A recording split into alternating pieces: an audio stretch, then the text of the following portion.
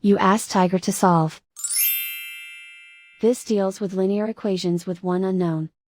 The final result is t equals 8. Let's solve it step by step. Simplify the expression. Expand the parentheses.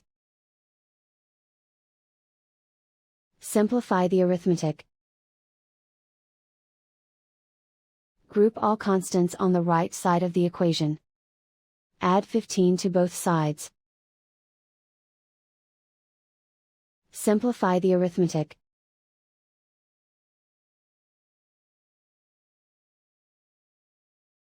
Isolate the t.